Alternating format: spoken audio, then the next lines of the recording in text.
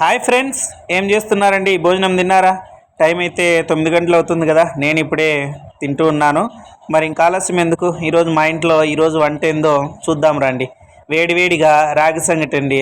బయట వాన పడుతూ ఉంది ఫుల్గా. చాలా రోజులైంది సంగటి తినేసి అని చెప్పేసి చేశాను. వేడివేడిగా ఉంది మరి రాగి సంగటి. అలాగే దీంట్లోకి ఏమనుకుంటున్నారా? ఈరోజు అయితే కూర రాగి సంగటిలోకి ఎండు చేపల పులుసు అండి.